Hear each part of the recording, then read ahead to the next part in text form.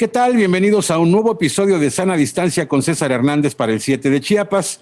Recientemente se aprobó la nueva ley de telecomunicaciones que, entre otras cosas, incluye la obligación que tendremos todos los usuarios de telefonía móvil de registrar nuestros datos biométricos. Tendremos que acudir con nuestro proveedor y en lugar de, o además de dejar nuestro nombre, nuestra dirección y datos generales, también estamos obligados a dejar nuestra huella digital y nuestro registro ocular. Esto ha generado mucha polémica. Están los que sugieren que es una buena ley porque ahora los delincuentes que cometen delitos con un teléfono celular ya no gozarán de total anonimato. Y están los que no celebran esta nueva ley porque sugieren que esta nueva ley atenta contra nuestros derechos de privacidad. Para este tema y otras cosas, invité a platicar con nosotros a la abogada Susana Muñoz. ¿Qué tal, Susana? ¿Cómo te va? Caminando, el tipo de casa que tuve. El amor es la llave que abre todo. ¿Por qué no está Lisa ahí? Lisa tiene que estar ahí. En el mundo de las empresas existimos para comprar algo por internet. Bien, César, buenas tardes. Ok. Oye, Susana, tú eres abogada de profesión. Sí, soy abogada de profesión y litigante. Soy licenciada en Derecho de profesión. Eres licenciada en Derecho. ¿Dónde estudiaste tu carrera? Estudié en la Escuela Libre de Derecho de Puebla. Ah, estudiaste en Puebla, pero ¿eres tuxtleca o eres chiapaneca? Soy chiapaneca, pero estudié en Puebla y aquí ya llevo 23 años ejerciendo el litigio.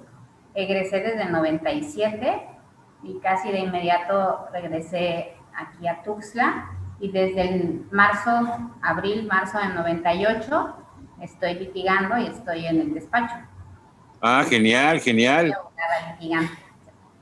Eso es muy bueno porque mucha gente sale del estado a estudiar y pues muchos se quedan a donde se fueron a estudiar y allá ejercen y es muy padre que ya que se prepararon fuera, regresen a su tierra a poder ejercer en su tierra, pero además también pues a beneficiar al lugar donde nacieron de lo que aprendieron. Eso está genial, ya tienes tú más de 20 años haciéndolo.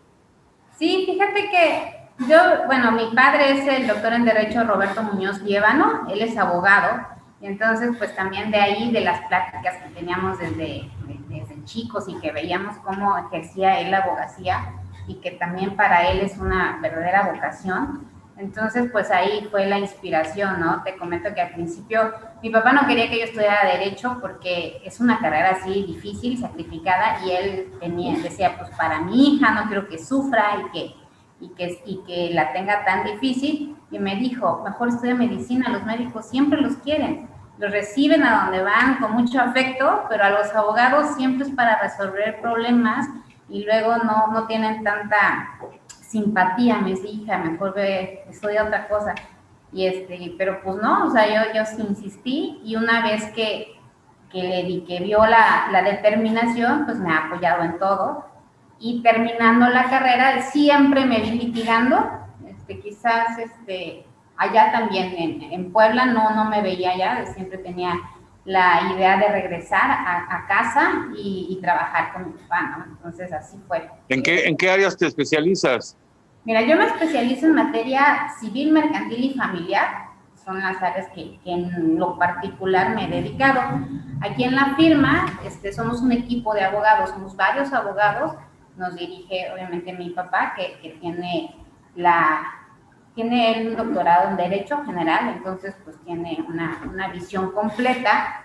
De hecho, él creó la Dirección de Asuntos Jurídicos del Gobierno del Estado con el general Absalón Castellanos, y entonces pues tiene la visión completa, tiene el doctorado que lo hizo en aquel tiempo, solo doctorado en Derecho en UNAM, y entonces pues somos varios abogados, cada uno tiene su especialidad, sus responsabilidades también, ¿no? Los diferentes tipos de asuntos, cada abogado tiene la función de ser el responsable de determinados asuntos por áreas, y yo me he dedicado al área civil y mercantil y familiar, sobre todo, ¿no? Entonces, ¿por qué te gusta tanto el derecho, Susana? Fíjate que desde niña... Perdón que te interrumpa, pero existe ese estigma, ¿no? De que el abogado es triquiñuelas, el abogado es desconfiable, etcétera. Pero yo conozco muchos abogados que la verdad no se parecen en nada a ese prototipo que se ha generado en el mito generalizado. Pero a veces es como si tú me dijeras ahorita es que quiero ser policía. A lo mejor tienes la vocación, pero como el policía no es tan bien visto, a la gente le da un poco de miedo, ¿no? Estudiar eso. ¿Tú tuviste en algún momento que pensar en eso o nunca te importó? Fíjate que tengo la gran bendición y ventaja de ver la trayectoria de mi padre y para mí los valores de la defensa real de lo que significa ejercer la carrera de derecho, la defensa de los derechos de las personas, la lealtad que se trabaja con el cliente, la honestidad con la que siempre él ha trabajado, pues nos lo inculcó desde niños. Entonces, para mí lo traigo desde siempre y nunca pensé en esa desafortunado desprestigio que sí tiene la carrera, los colegas, porque también la realidad es que a través de la historia también se prestan para mucho y se ha prestado para que muchos colegas distorsionen la finalidad principal de nuestra carrera, que realmente es hermosa, ¿no? Entonces, nunca fue un tema para mí decir, no, por eso no lo voy a estudiar, no, al contrario, puedo decir, no, sí se puede y sí se puede llevar en alto esta carrera y es preciosa porque es defender derechos de las personas, ¿no? Entonces, pues desde y qué útil es la labor de un abogado para la sociedad en general, porque lo que es el médico, el abogado, pues son útiles para una gran cantidad de cuestiones, ¿no? Hay muchos oficios, muchas carreras que con el paso del tiempo como que se están quedando, no sé si la palabra correcta sea obsoletas, con el avance tecnológico, con el cambio de la globalización, etcétera, la sistematización de muchos procesos han provocado que muchas carreras, muchos oficios como que se están quedando en la antigüedad. Algunas se han modificado, se han actualizado, algunas se han quedado en el pasado, pero lo que es la medicina, la abogacía, van a ser, yo creo, para toda la vida.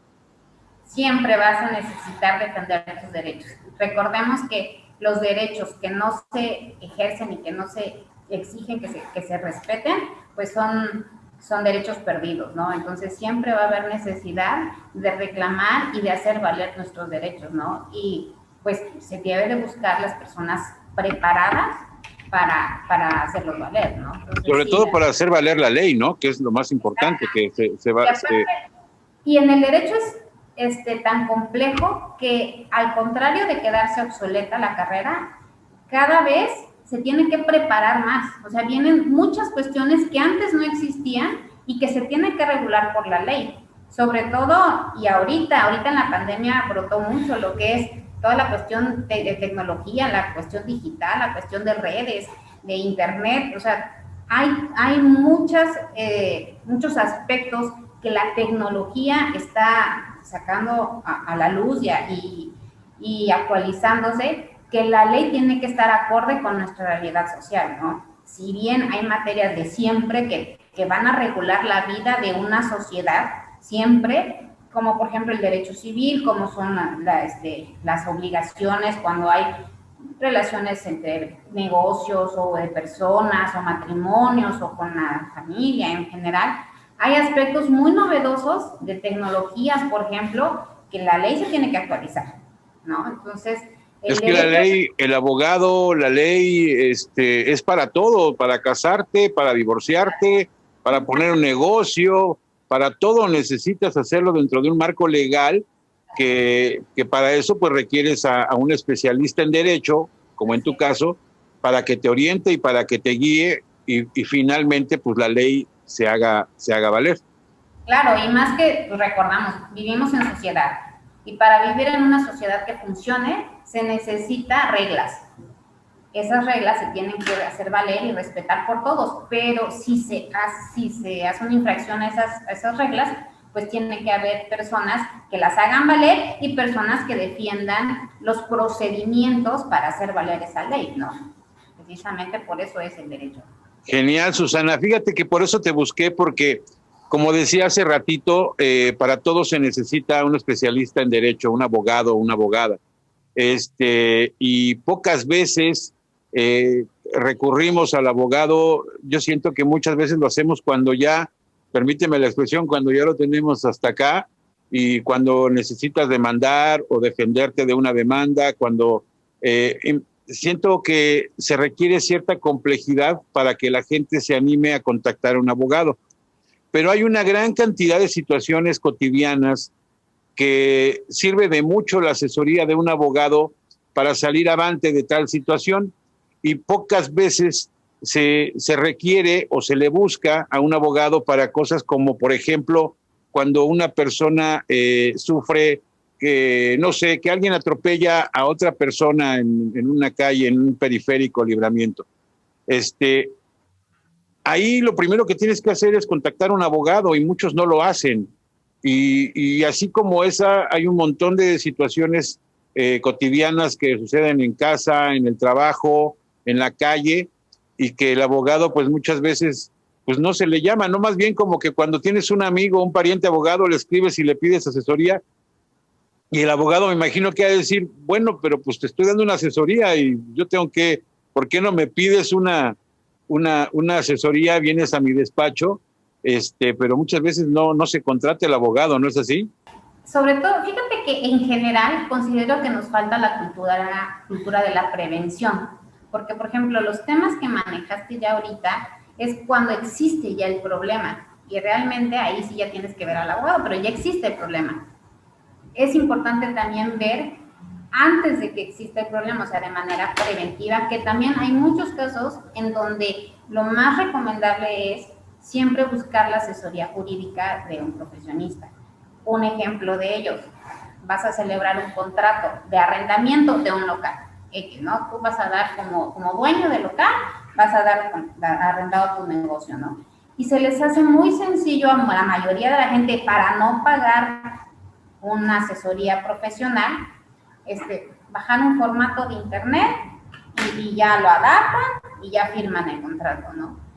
Y después, cuando ya se crea el problema, cuando de ahí el inquilino no les paga o hay otro tipo de problemas, pues ahí ya se complica porque no tienen un buen contrato de arrendamiento específico para su caso, ¿no? O por ejemplo, venden un bien y también lo mismo, no cuidan la asesoría correcta y después hay incumplimiento de contrato y tienen que pagar mucho más porque no tuvieron un documento correcto, elaborado de manera correcta, de manera preventiva. Y considera la mayoría de la gente que buscar esa asesoría profesional y pagar obviamente los honorarios que eso llegue a costar es caro y es un gasto, cuando no se dan cuenta que no, o sea, es prevenir un posible problema mayor, que si de manera preventiva ibas a pagar 5 pesos,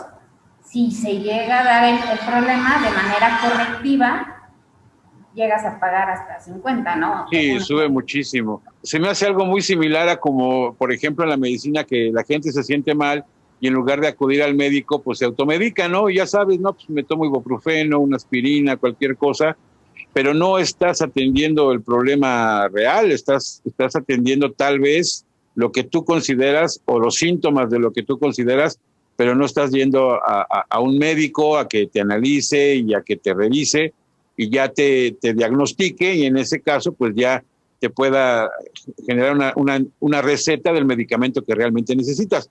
Lo mismo pasa en tu caso, ¿no?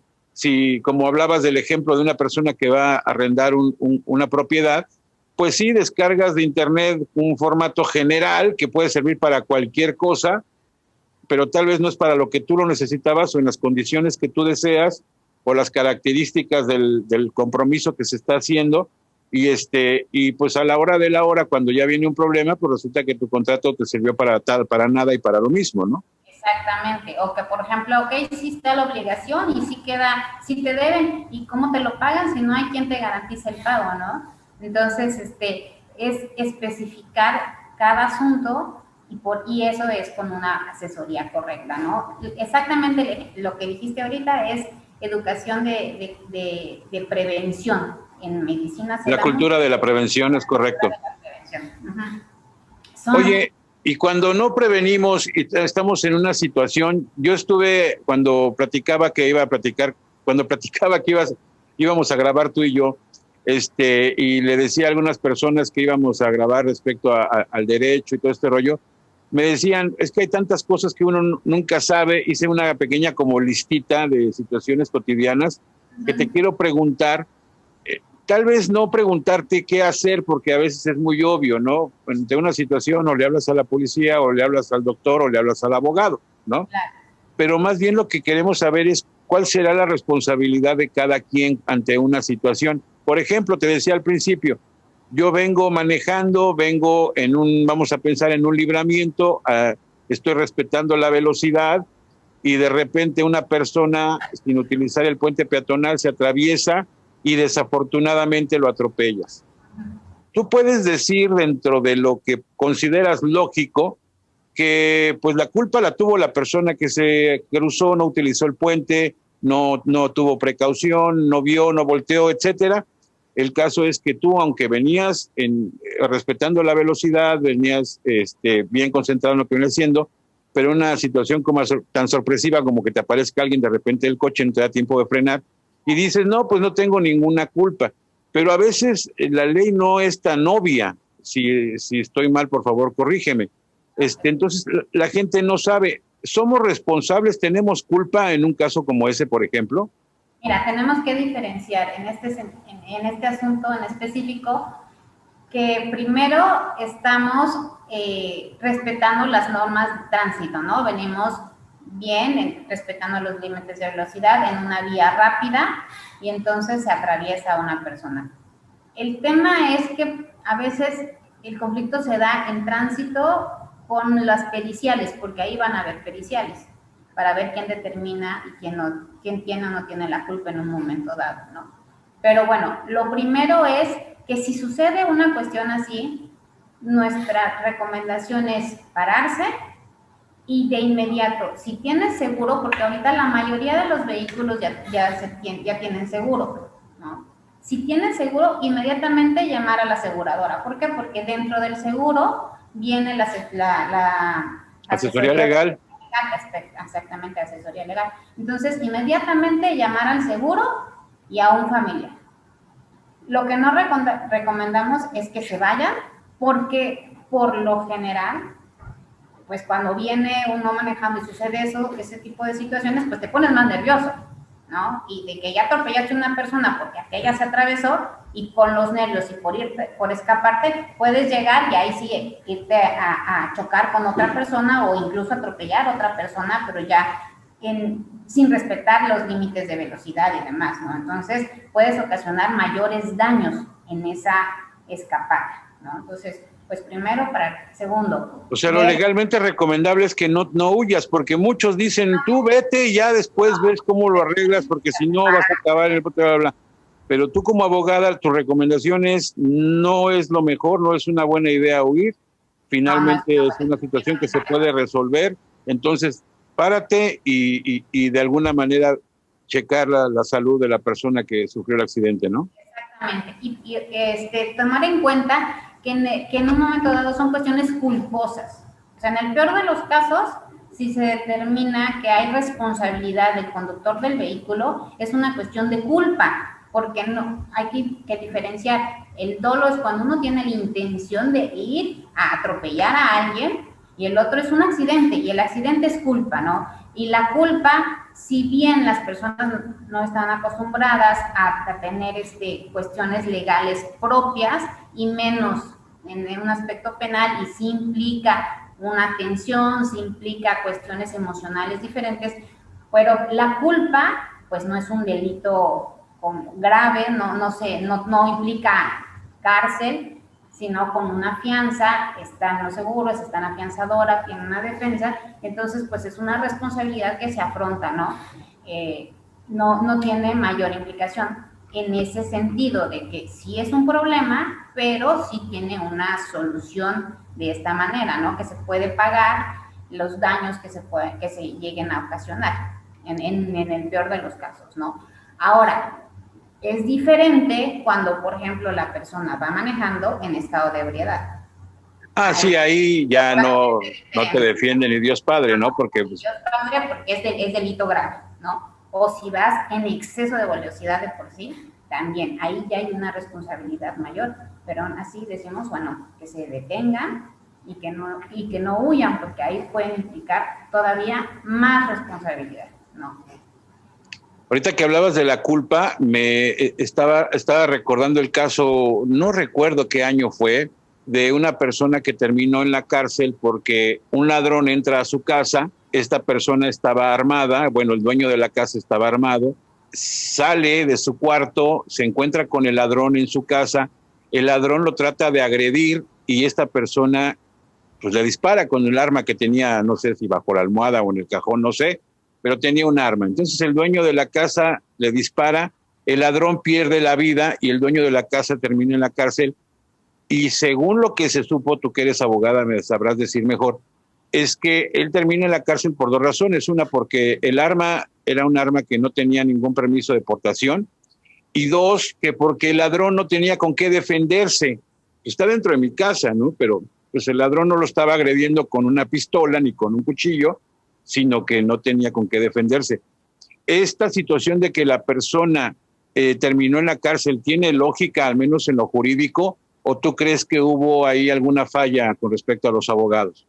Yo creo que hubo una falla en el segundo aspecto. En el primero, en cuanto al arma, dependerá qué tipo de arma tenía el agraviado. Si es un arma, por ejemplo, de uso exclusivo del ejército o una arma de alto calibre que requiere un permiso especial, ahí sí, solo por tenerla y sin permiso sí implica una responsabilidad y es un delito federal.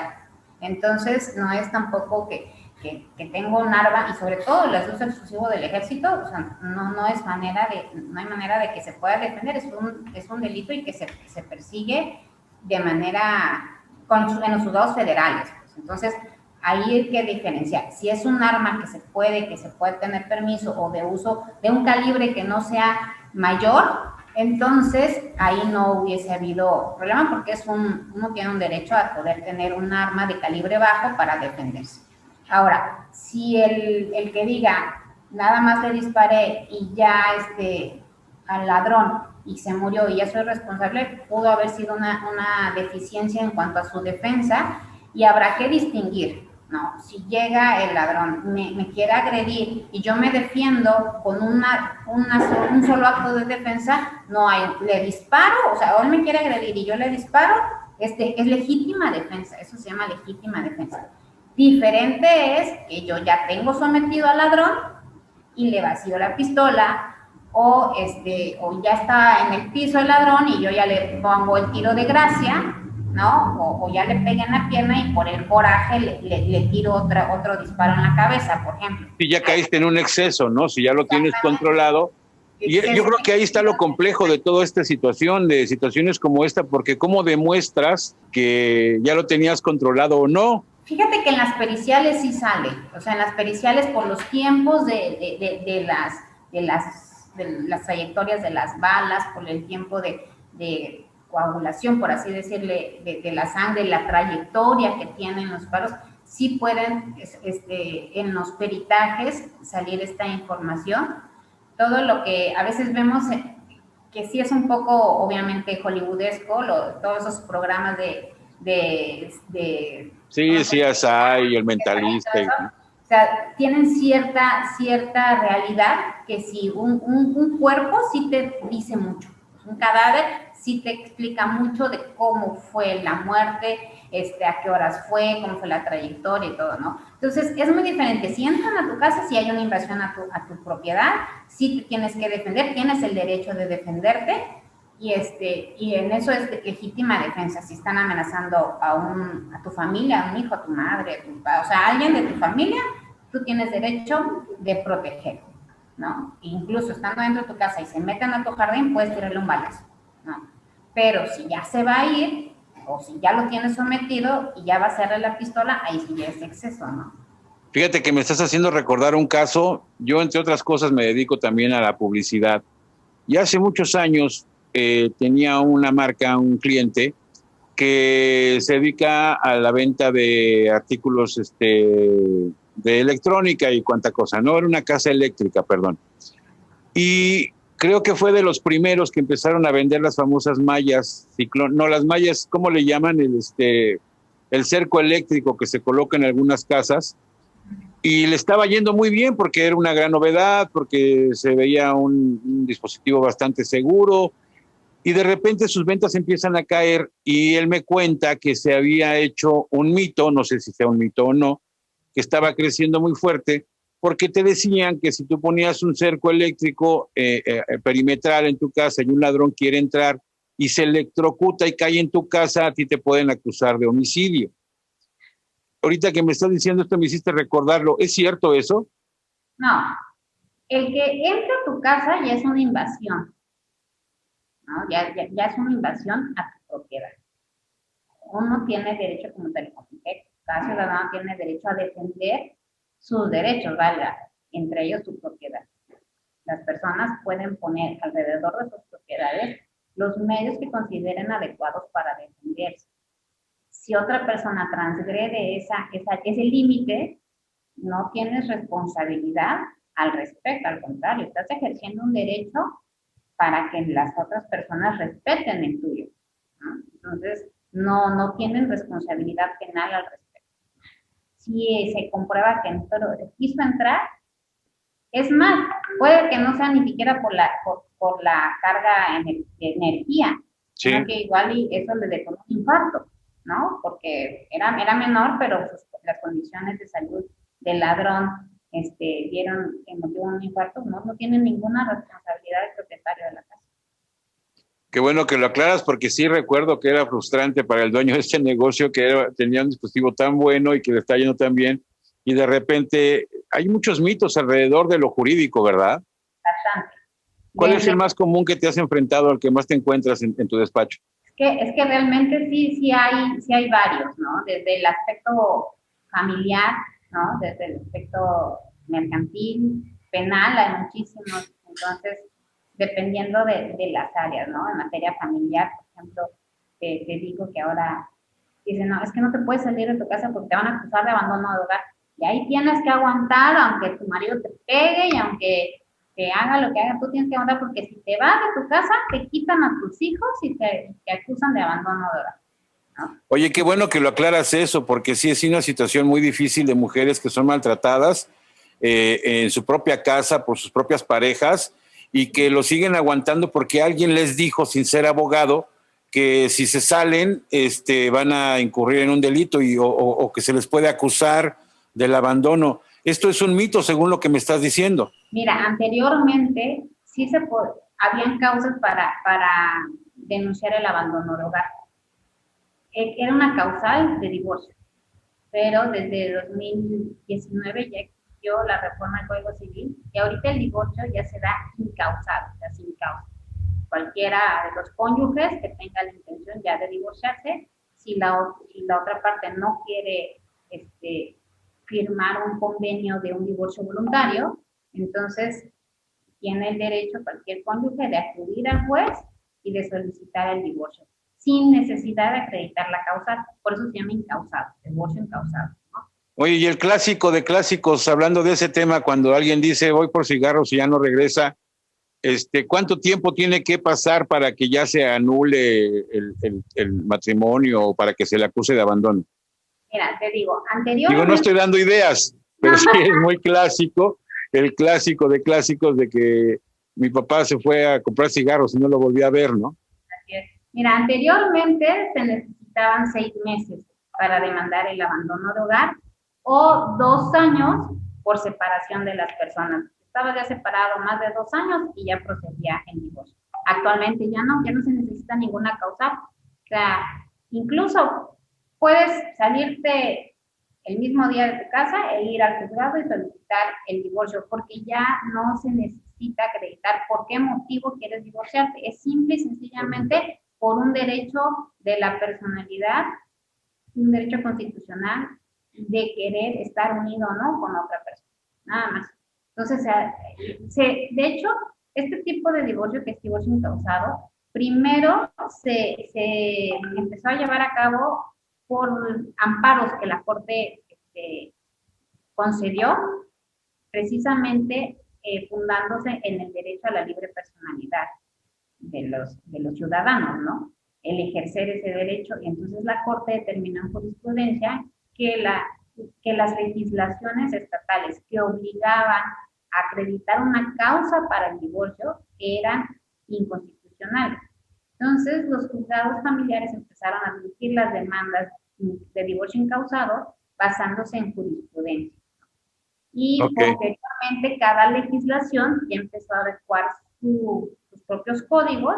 Aquí en Chiapas fue en enero de 2019 que se adecuó esta situación y ya se derogó el artículo en donde exigía que se acreditaran las causales de divorcio, y ahorita ya es cada ciudadano, obviamente, que casado, mayor de edad, que quiera divorciarse, solo tiene que acudir ante el juez y solicitar el divorcio con los requisitos que sí señala el código, pero vaya, no hay necesidad de acreditar la causal, ¿no? Ya no son esos juicios largos en donde tienes que acreditar que si te fue infiel, o que si te abandonó, o que si te maltrataba y demás, ¿no? Ahorita la cuestión de divorcio en sí ya no se tiene que acreditar. O sea, hay otras cuestiones que en materia familiar que se pueden seguir acreditando, como por ejemplo alimentos o cuestiones de violencia, sobre todo cuando hay menores, ¿no? Para protegerlos, y cuestiones de custodia y de ver si sí deben estar con el agresor, ¿no? O ¿no? Pero de divorcio ya no hay necesidad de acreditar una causa. Hablando de los clásicos de clásicos, cuando comentaba esto cuando planeaba esta entrevista contigo, que te agradezco, pues yo me puse a investigar en internet cuáles son los casos, los mitos y demás, y me encuentro uno, pero tiro por viaje, que es el famoso tema de la infidelidad, que decía que si tú encuentras a tu pareja siéndote infiel, tienes que buscar la manera para demostrarlo y para que te sea más fácil la demanda de divorcio, y para que la persona de la que estás pretendiendo divorciar se haga responsable de sus hijos y demás, que necesitas tener así pruebas súper contundentes. Y entonces te dicen que, según los sitios que yo vi, no sé qué tan confiables sean o no soy especialista, pero muchos decían que no le hagas saber a la persona que te está haciendo infiel que ya lo descubriste, sino que te esperes y que busques la manera de tomarle una foto, un video o algo, ahora sí que agarrándolo con las manos en la masa, en pleno acto de infidelidad, para que tengas una prueba contundente. ¿Esto es cierto? Mira, como te comenté, antes era necesario acreditar la causa de divorcio y entre ellas estaba la de infidelidad. Ciertamente, para acreditar la causal de infidelidad era muy difícil. Era muy difícil porque tenía que ser un conjunto de pruebas. Y no solo era el que yo lo vi, ¿no? O sea, tenías que acreditar realmente que sí estaba esa persona en ese momento, o sea, modo, tiempo y circunstancia, le decimos en nuestro medio, ¿no? Y era una causal muy difícil de probar, muy, porque los testigos eran que sí, lo vieron en ese momento en el acto, ¿no? Y, por ejemplo, un beso que le dabas a otra persona no es no era una prueba rotunda, es una fotografía de que besaras a otra persona, no era una prueba rotunda de infidelidad, ¿no? Eran muchas pruebas y principalmente la prueba circunstancial la que apoyaba para acreditar la causal de infidelidad. Pero sí era una causal muy difícil de probar en un juicio de divorcio. Actualmente ya no es necesario acreditar esa causal, porque de hecho el código ya no tiene las fracciones ni el artículo en donde diga son causas de divorcio tales y tales, y entre ellas estaba la de infidelidad. Eso ya se derogó. Entonces, o sea, eso no son mitos, sino que eran prácticas antiguas, ¿no? Antes de estas reformas de las cuales me estás hablando, pues pareciera que la ley estaba empecinada en que no te divorcies, ¿no? O empecinada en que sea la última de las decisiones. Y con lo que me estás diciendo, pareciera que la ley se relaja de alguna manera para que si tú te quieres divorciar, pues adelante, ¿no? No tienes por qué estarlo cuestionando. Así es. Bien? De hecho, anteriormente, más o menos en 1960, por ahí, 1970, el divorcio legal todavía no existía. O sea, podías separarte, pero no te divorciabas legalmente. Después, con la evolución de la sociedad, fue que ya se permitió el divorcio legal, pero antes no, nada más se daba la separación porque el divorcio prácticamente era para toda la vida, ¿no? Entonces, después ya se dieron las causales de divorcio. Inclusive, por ejemplo, habían muchos matrimonios que estaban separados por años y antes no existía la causal de separación por más de 2 años, sino que tenías que acreditar cualquier otra causal de divorcio.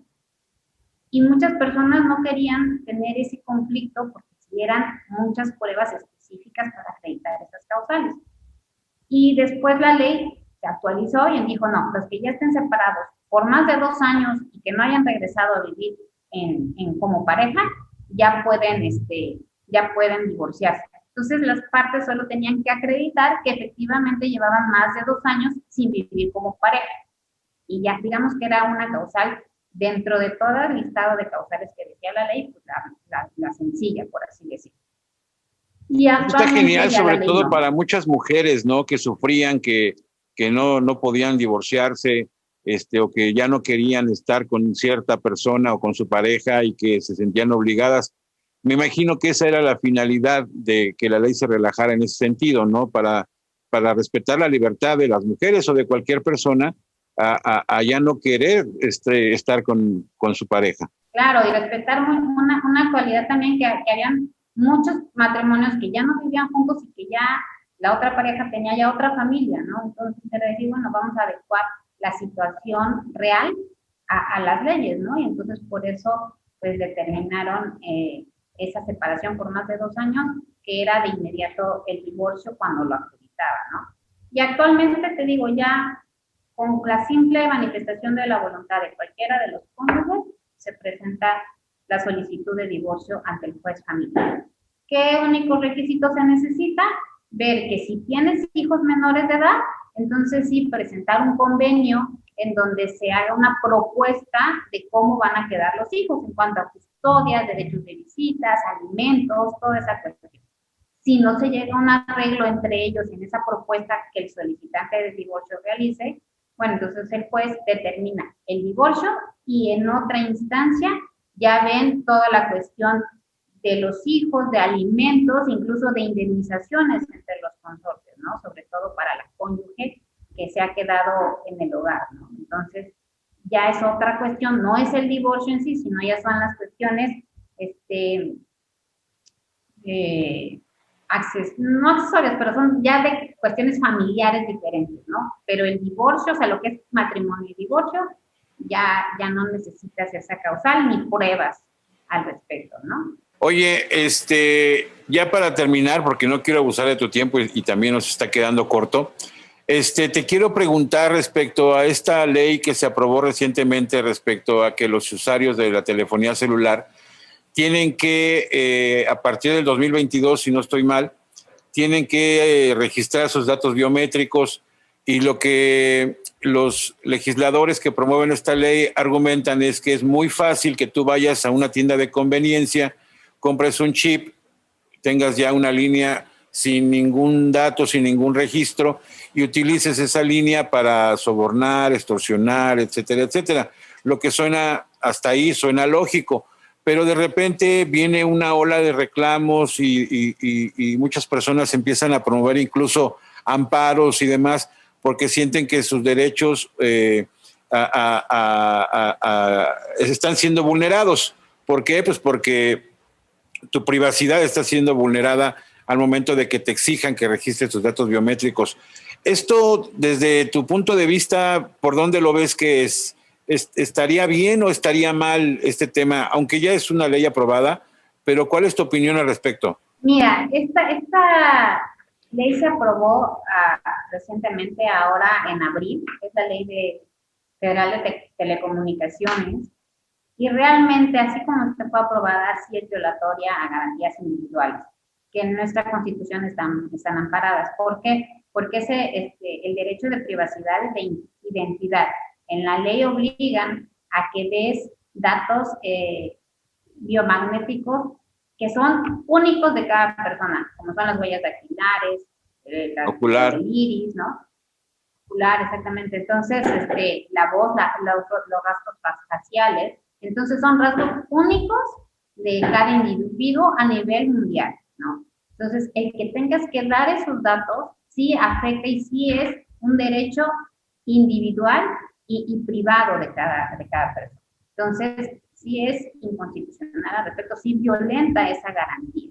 Ahora bien, supuestamente la finalidad de esta ley es evitar esas extorsiones. Sin embargo, el trasfondo y lo que se ve de los analistas de seguridad que han hablado al respecto es que pues el crimen organizado, para empezar, tiene mayor tecnología, ¿no? Para seguir, normalmente cuando extorsionan o cuando llevan a cabo sus crímenes, utilizan teléfonos o utilizan estos aparatos o robados o obtenidos en el mercado negro. O sea, no son, ellos no dan esos datos biomagnéticos, ¿no?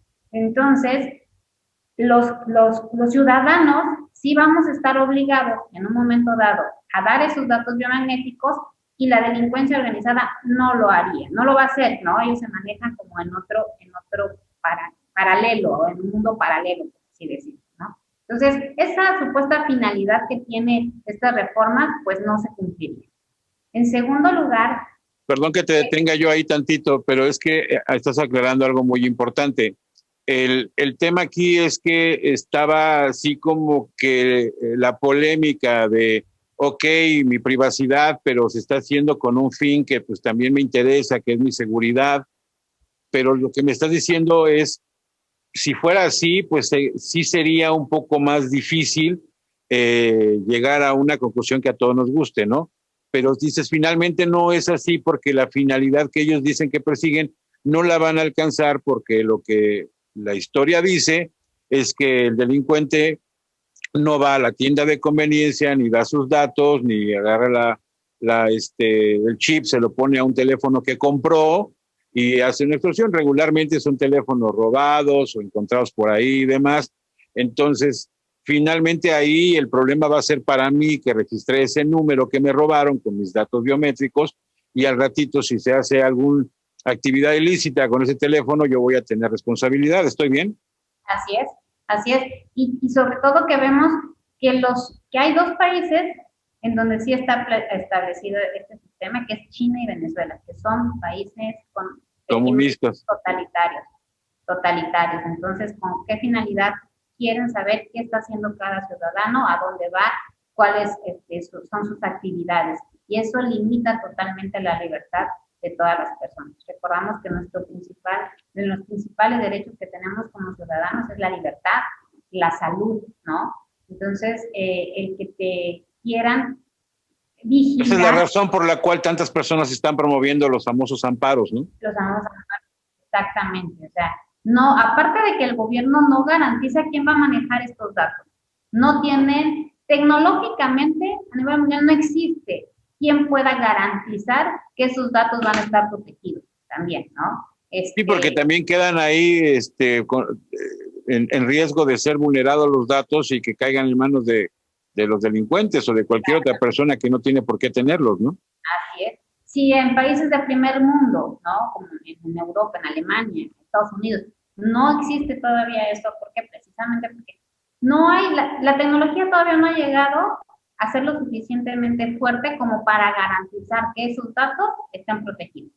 No, yo creo que la tecnología sí tiene, si tú hablas específicamente de los datos digitales y de la tecnología en sí, sí tiene esa posibilidad. El tema es en manos de quién está esa tecnología, porque... Pero que no se pueda hackear, o sea, tener esos sistemas... Sí, claro. A eso me refiero, pues, o sea, que no sean hackeables. A eso me refiero, que puede estar, digamos, un organismo que sí sea, ¿no? Correcto, que sí lo maneje bien, pero que tenga un sistema tecnológico tan fiable que garantice que no va a haber hackers y que se puedan robar esa información. Entonces, también a lo que yo voy en cuanto a tecnología. Pero, digo, principalmente es porque, ¿para qué fines? ¿Con qué finalidad se da? La finalidad de la seguridad definitivamente no queda clara no cubre los fines, ¿no? Que supuestamente se persiguen con esta ley. Y esta ley, efectivamente, muchas personas están promoviendo amparos, ya hay jueces de distrito que han emitido y han otorgado las suspensiones definitivas de esta ley. Y se tendría, hay dos momentos para interponer los amparos. Uno es este momento que vence el 30 de mayo, porque son 40 días después de que se promulga este tipo de leyes. El 30 de mayo es el término para promover los amparos. Y el otro término es cuando ya tu empresa de telefonía celular te requiera emitir esos datos biomagnéticos. Se ve en la ley que aprobaron, señala un término de 2 años para que ya te obliguen a otorgar y a entregar, más bien dicho, tus datos biomagnéticos a la compañía con la que estés contratada tu telefonía, ¿no? En ese momento, cuando ya te requieran esos datos, es cuando también ya tendrías otro término para interponer, en su caso, el juicio de amparo a tu favor y que ya no te obliguen a entregar esos datos, ¿no? Sí, qué bueno que aclaras ese tema, porque son dos temas. Uno que no significa esto que ya mañana tienes que ir a la empresa con la que tienes tu línea telefónica y ya tengas que registrar tus datos. Entiendo que es de aquí a 2 años a que se espera se registren todos estos datos. Y la otra cosa importante que acabas de decir es que no es que tú estés siendo de alguna manera responsable o exigido, sino que lo que va a suceder es que la línea telefónica, si esto funciona, si esto sigue siendo como es hasta ahorita, pues la empresa telefónica te va a negar un teléfono, ¿no? O una línea telefónica, a menos que accedas a registrar tus datos. Así es, pero si en cuanto ya sea obligatorio entregar tus datos a esa compañía y en esos 15 días hábiles que tiene un ciudadano para interponer el amparo y pedir la suspensión, pues la compañía te tiene que respetar. Si el día de mañana te conceden los amparos, pues la compañía no te tiene que exigir que entregues tus datos. Que ese es otro punto importante, que es, digamos, si la ley continúa como está, ¿no? Y si no interpone el ciudadano un amparo en contra de esa ley, y cuando la compañía de telefonía celular le requiera entregar los datos biomagnéticos y no los entrega, pero tampoco interpone el amparo en el término de esos 15 días ya que te requirieron la entrega de esos datos, pierde el derecho de exigir también de reclamar la inconstitucionalidad y entonces ya está obligado y queda sujeto a esa ley. Entonces, si no entrega esos datos, entonces ahí sí la compañía sí tendría todo el derecho de decir, no, pues no te puedo otorgar ese servicio, ¿no? Entonces, es un derecho que sí existe, que sí se puede hacer valer en el amparo, porque es un violatorio de tus garantías individuales, pero el amparo solamente va a proteger a quien lo solicite, a quien lo promueva, a quien haga valer su derecho. Si no se defiende el derecho, en este caso es la defensa de tus derechos, de tu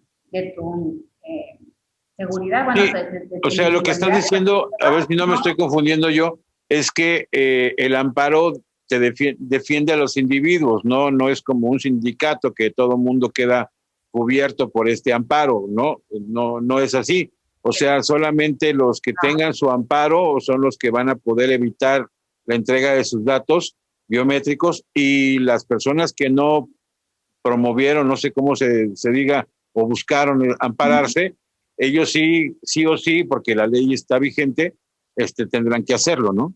Así es, mientras la ley siga como está ahorita. Lo que puede sí, a menos de que la ley se vaya para abajo, entonces ya no. Exactamente, que venga una nueva legislatura, entonces ya revoquen estas modificaciones que existieron a la ley federal de telecomunicaciones, ¿no? Deroguen esos artículos, bueno, y entonces ahí ya no habría necesidad de presentar un amparo. Pero mientras siga vigente como ahorita está, sí se tendrían que presentar amparo, promover el amparo para hacer valer nuestro derecho del respeto a nuestra privacidad, ¿no? A la privacidad de cada quien. No se ejerce ese derecho, después ya no tiene uno el ciudadano ya no va a tener la oportunidad de defender, ¿no? Susana, se nos está terminando el tiempo, pero no quisiera que nos vayamos, sino antes nos digas cómo contactar si requerimos un abogado. Hablábamos del tema de lo familiar, de lo civil, etcétera, de las áreas en las que te especializas, pero pues tú también formas parte de un despacho que tiene otros abogados que se especializan en otras áreas. Si alguien requiere de los servicios de tu despacho, ¿dónde lo podemos contactar? En redes sociales, ¿cómo los encontramos? Mira, nosotros estamos como Muñoz Líbano Abogado. Estamos un equipo legal y sí tenemos diferentes áreas. El titular es el doctor en Derecho Roberto Muñoz Líbano y manejamos las áreas, te comenté las que yo manejo, que son civil, familiar y mercantil, pero también tenemos el área laboral, administrativa, penal, y en eso está el área constitucional, que es el amparo, ¿no? Entonces, somos un equipo de abogados, estamos en la 12 Poniente Norte, 153, entre Avenida Central y Primera Norte, es la calle de la Chevrolet, o la que sube al Mirador, esa colonia tan conocida. En esa calle entre Avenida Central y Primera Norte, del lado izquierdo, ahí estamos ubicados, 153, y los teléfonos de la oficina también están, que es 961-612-9575. En redes sociales estamos como Muñoz Líbano Abogados. Perfecto. Redes sociales que son Facebook nada más, Facebook, Twitter, Instagram. En Facebook. Pero tengo Facebook, en Facebook. Ok, y aquí estamos, en este inmueble, Muñoz Líbano Abogados. En este inmueble estamos desde 1994, estamos establecidos acá. Entonces, es una firma que ya tiene más de 50 años de experiencia en el litigio, que es la defensa de particulares, y en el inmueble en sí ya llevamos desde el 94. Entonces, ya tenemos bastante tiempo en nuestras instalaciones y con amplia experiencia de trabajo y en el litigio, en la defensa y en la asesoría legal, tanto de personas físicas como de empresas, ¿no? Entonces, manejamos esas dos áreas. Perfecto, Susana, pues te agradezco mucho tu tiempo. Al contrario, César, muchísimas gracias por esta oportunidad, gracias por esta charla, que la verdad fue muy gratificante. Gracias por la invitación. Al contrario, gracias a ti, que estés muy bien y saludos a la familia. Muchísimas gracias, igualmente. Caminando, tenemos todas las casas. El tipo de casa que tuve. El amor es la llave que abre todo. ¿Por qué no está Lisa ahí? Lisa tiene que estar ahí. En el mundo de las empresas existimos para comprar